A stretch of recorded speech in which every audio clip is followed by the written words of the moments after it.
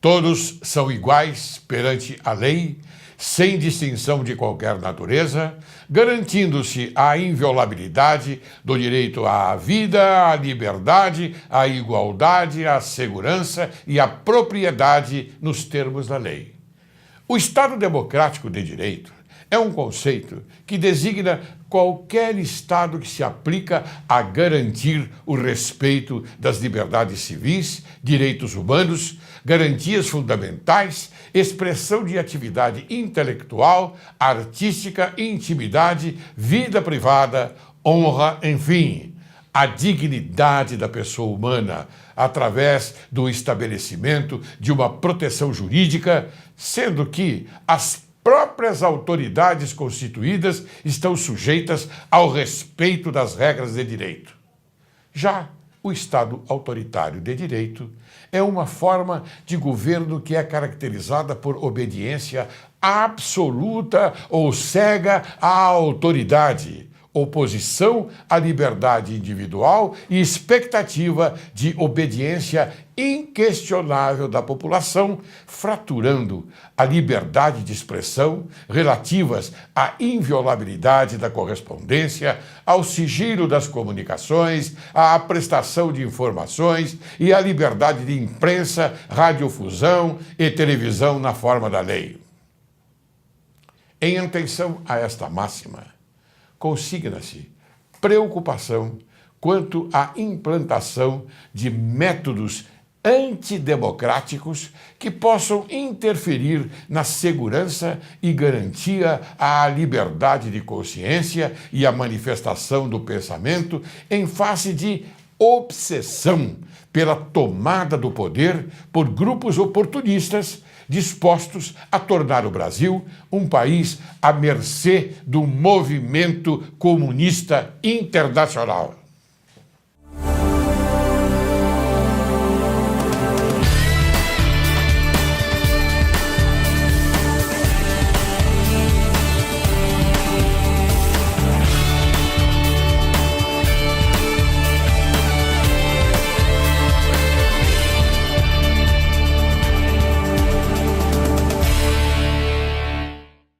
Hoje, Direito e Justiça em Foco conversa com um excelente jornalista, Fernando Colaccioppo.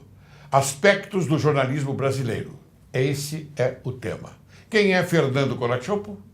Jornalista, empresário do ramo da informática, empresa Lanciano Eletrônica, professor de eletrônica e de informática. Aos 28 anos de idade, desenvolveu um computador para cegos, a impressora Bianca Braille, que foi distribuída para mais de 11 países do mundo e foi divulgado pela ONU. Coordenador da Rede Colmeia, assessor de imprensa da presidência da Associação Paulista de Imprensa, honrarias, moção honrosa dada pela Câmara Municipal de São Paulo e pela Câmara Municipal de Curitiba, recebidas em 1987. Comendador por mérito pela Ordem dos Cavaleiros da Concórdia, em 98. Grande oficial pela Ordem dos Cavaleiros da Concórdia, em 99. Gran Cruz pela Ordem dos Cavaleiros da Concórdia, em 2000. Medalha Governador Pedro de Toledo, dada pela Sociedade Veteranos de 1932, MMDC, em 2006. Título: Paul Harris, doado e entregue pelo Rotary Club São Paulo Interlagos em 2008. Diploma Amigo da Associação Paulista de Imprensa em 2008. Medalha José Bonifácio, destinada a homenagear pessoas que se destacaram em ações benéficas à população paulistana, em 20 de agosto de 2013, na Câmara Municipal de São Paulo. Como vai, Colaccioppo? Tudo bem? Graças a Deus, tudo bem. Estou muito feliz de estar hoje aqui. A felicidade é nossa, creia. Fernando, esse é um programa dedicado, eu posso dizer, à sociedade brasileira. Porque aqui nós informamos aquilo que a mídia não informa. A informação verdadeira, percebe? Então, por isso que eu trouxe hoje você como jornalista e eu vou fazer umas perguntas bastante capciosas para você, hein? Você enfrenta? Enfrentamos, sim, lógico. Que bom, ótimo. Estou muito contente por isso. Então, veja, querido jornalista Fernando Kolachov, eu pergunto para você, com as redes sociais, todos viraram jornalistas? Pode ser que sim e pode ser que não. Se a pessoa ficar usando a mídia para atacar, mostrar o lado ruim da sociedade, sem mostrar o que está acontecendo, sem imparcialidade, ele não é jornalista. Mas se ele pegar um evento que esteja acontecendo ali, um racha, e mostrar isso para a sociedade, ele pode se tornar um jornalista, sem dizer se é certo ou se é errado, simplesmente mostrar o evento que está acontecendo. Então você acha então que o jornalismo está atrelado ao fato de apenas mostrar aquela imagem e não tecer comentários a respeito dela?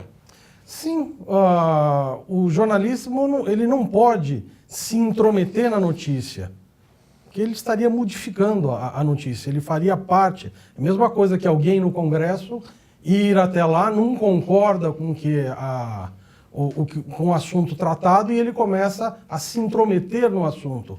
Pode ser que eu não concorde, não goste daquele assunto, daquela notícia e de como está acontecendo. Mas pode ter que um monte de outras pessoas achem correto, achem que é assim mesmo. Então, o jornalista não pode se intrometer. Ele tem que simplesmente mostrar o que está acontecendo. É complicado também de falar isso porque você imagine numa guerra ou num local, a pessoa vendo um tiroteio, ela vai se intrometer? Ou ela vai mostrar? Olha, quem levou o tiro, quem deu o tiro, é uma boa. Pena que no Brasil, às vezes, mesmo com a imagem mostrando quem matou, quem roubou, quem fez, acaba terminando em nada. Por isso que muitas das vezes há necessidade, como cidadão, às vezes para salvar uma vida, pode ser que até você tenha de tomar uma posição sempre resguardando a sua própria vida, mesmo sendo jornalista. Eu sei, Kolachov, eu entendo bem a sua colocação e, aliás, eu estou de acordo com a sua colocação. Mas o que acontece nesse país, lamentavelmente, é que as notícias são veiculadas pela imprensa e, de repente, se extrai alguma conotação ou de culpabilidade ou não. A imprensa já se adianta no resultado do fato. Porque, veja, num crime, como você disse, um homicídio que ocorre na cidade de São Paulo, há certos momentos em que determinadas pessoas da imprensa transmitem esse veículo de informação e, de repente, elas já dizem, já dão a conotação de culpabilidade. A culpabilidade no tocante àquele fato. Quer dizer, deveriam deixar para as instituições já apropriadas e constituídas, mas não, se adiantam. Bem, isso é a minha colocação. É isso mesmo. Você veja o caso daquele senhor que tinha uma escola, que ele trabalhava na van, e de repente a imprensa acusou ele de atacar, de ter assédio, acabou com a vida dessa pessoa.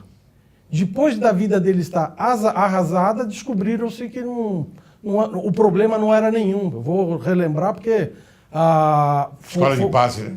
Exatamente. O jornalismo, depois daquilo, mudou totalmente. Antigamente, o jornalismo já fazia o papel de juiz. Ele já dizia qual era a pena da pessoa, já acusava a pessoa, já tomava sem escutar o outro lado. Como foi o que aconteceu? E tem um monte de casos assim, feito pelo nosso jornalismo, que contava o fato, do modo como recebia, e já julgava a pessoa e condenava. E a sociedade não está preparada para escutar uma coisa. Tem que sempre escutar o outro lado da coisa. E o próprio jornalismo, o jornalista, ele tem que... Qual é o outro lado? Ou então, quando tentei falar com a pessoa e não consegui. Tem que contar sem entrar na notícia. Eu volto a falar, toda vez que entra na notícia, termina da pior maneira possível. Sempre tomando a vez do juiz. É para isso que serve o juiz no país. Uma das minhas tristezas, que às vezes a pessoa está roubando numa loja, a pessoa chega com esse vídeo lá, não acontece nada. Tem que começar. Aquela prova feita ali, a pessoa, apesar de não ser na hora o ocorrido, né, que a pessoa, quando o crime ocorre ali, o policial pega a pessoa, aí ele pode tomar uma providência. É um flagrante, né? Um flagrante. Quando não existe, deixou para lá, o crime já não existiu mais.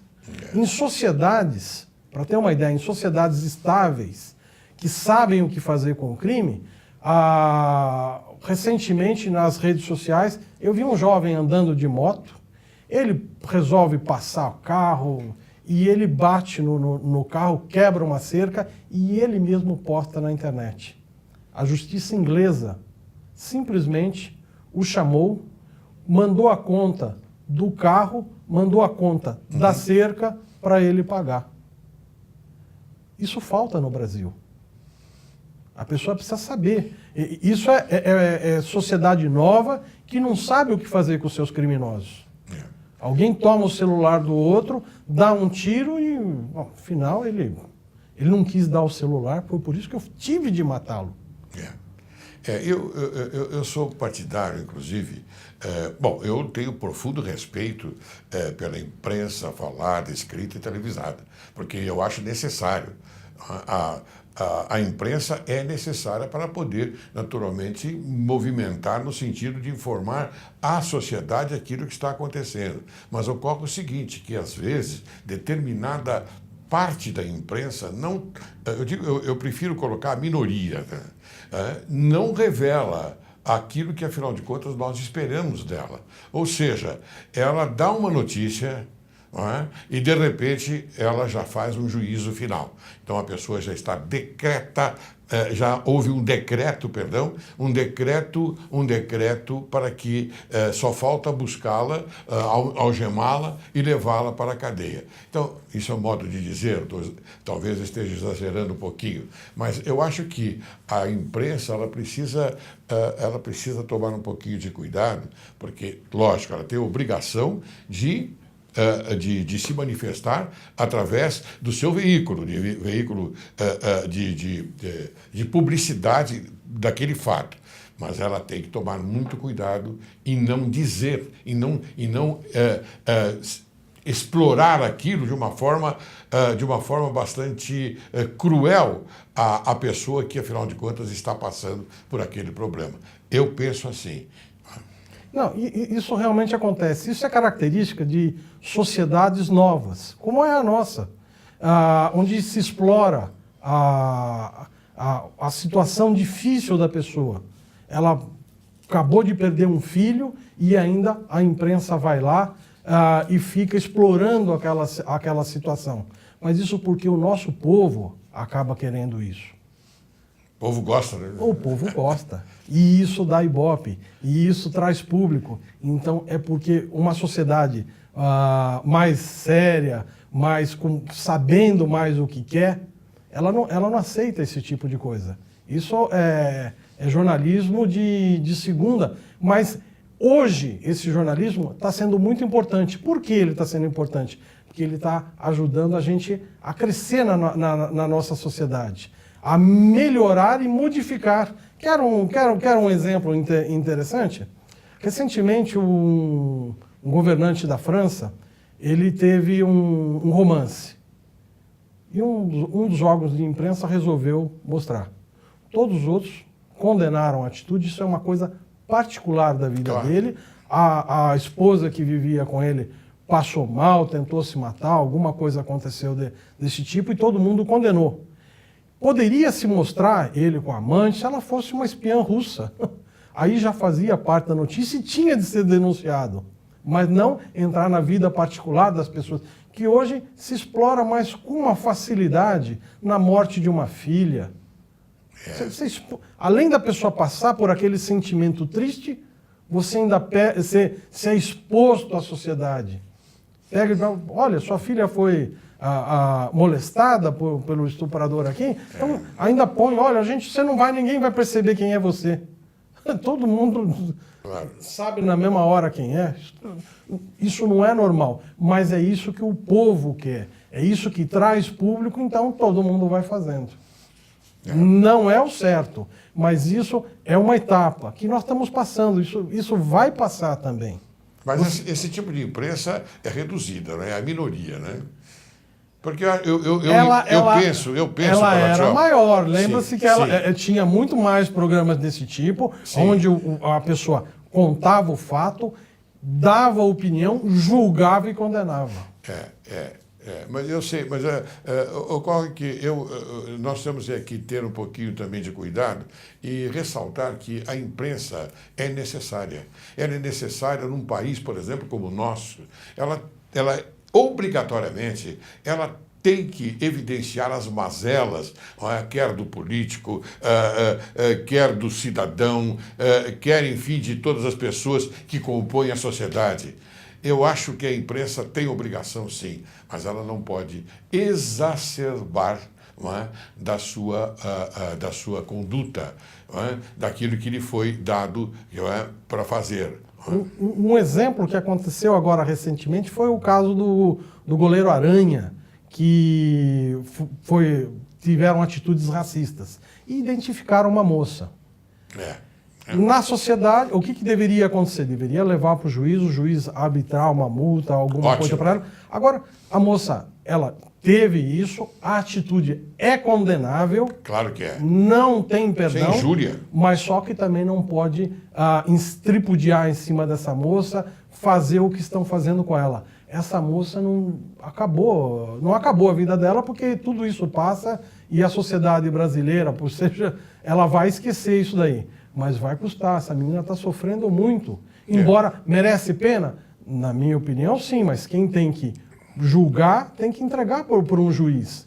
Eles estão aí para isso. Agora, se a justiça fosse um pouco mais rápida... Né? A instituição adequada, que é o judiciário. Que é o judiciário. Você tem toda a razão. Agora, a própria imprensa não pode começar a julgar e condenar. E outra coisa, Corachov, você abordou um ponto que eu acho importantíssimo. E o telespectador, nós temos que informar o telespectador. Por exemplo, isso aconteceu num campo de futebol, correto? Então, as pessoas que estavam lá, inclusive a gente percebia que se manifestaram dessa forma, chamando até de aspas, de macaco. Mas isto aconteceu num campo de futebol. Agora, num campo de futebol, você acha que então que o clube, que é, se não me engano, o Grêmio, não é? O clube vai pagar por isso? O clube, na minha opinião, o clube não tem absolutamente nada que pagar, porque é uma manifestação pública. Não tem nada a ver com o time de futebol.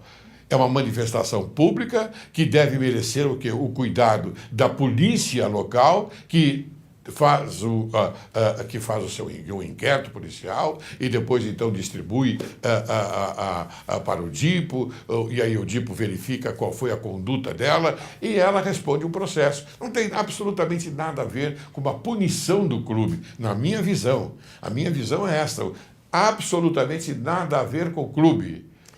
Mas aí também tem um aspecto, como eu venho falando, isso faz parte do crescimento de um povo. Eles gritaram, ofenderam com atitudes racistas condenáveis, mas por que isso aconteceu? Porque todo mundo achou que era normal. Todo mundo... Não é normal. Não é normal. Então, precisa aproveitar. Nessa coisa, o clube deve ser, talvez, não é condenado, tem de mudar o modo como tratar as pessoas. Tem que começar o início de uma mudança de cultura do povo local. Porque isso não é normal. Lógico que a condenação de ir para a cadeia, de pagar multa, mas tem que haver, eu falo assim, a partir de agora precisa reeducar a gente. Porque sem educação, olha, é isso que o grande problema do Brasil é a falta de educação. Esse tem sido o nosso grande problema. Não é que o clube tem alguma coisa, mas ele tem que começar a ajudar a resolver, ele tem que fazer parte da solução do problema. Bem, caro telespectador, nós colocamos isto porque, afinal de contas, foi suscitado pelo nobre jornalista Fernando, e aí então nós demos continuidade e chegamos a uma conclusão. A conclusão é que o fato deve ser registrado, sim, pela imprensa, mas, além disso, é um caso de polícia. E a polícia que deve tomar conta deste crime, desta infração penal, que eu acho uma infração penal hedionda até, vamos dizer. Hediondo, porque trata-se de uma discriminação repudiando a cor daquela pessoa. E não é por aí, porque todos somos iguais perante a lei. Vamos seguir.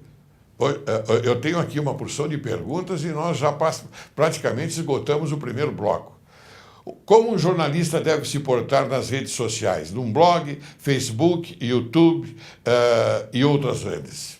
Ele deve se portar de forma independente e ponderadamente. Ele não pode, de jeito nenhum, se aproveitar da situação de jornalista para condenar, para contar fatos, só contar um lado da história. Há necessidade de contar os dois lados. Isso é muito ponderado, porque a atitude dele pode atrapalhar a vida de alguém, como pode beneficiar também muito a vida de alguém. Posso até não me incomodar quando beneficia, mas quando atrapalha, isso é muito ruim para a sociedade, é muito ruim para as pessoas, porque nós temos filhos, netos e bisnetos. Precisamos tomar muito cuidado, porque isso pode ainda acontecer com alguém da nossa família. E me diga uma coisa, essas redes sociais substituem o papel da grande imprensa, TV, rádio e jornais? De jeito nenhum. Elas não substituem. Ainda continua o jornalista formal, porque há necessidade de um parâmetro de como a gente agir, como até ajudar a gente a pensar. É essa a grande função da grande imprensa, a nos ajudar a pensar. Muito bem, isso é muito importante, ajudar a pensar. A imprensa, na minha visão, ela é valiosa, bastante valiosa, e ela é aquela que traz um objetivo importante. Ela ajuda o crescimento do país.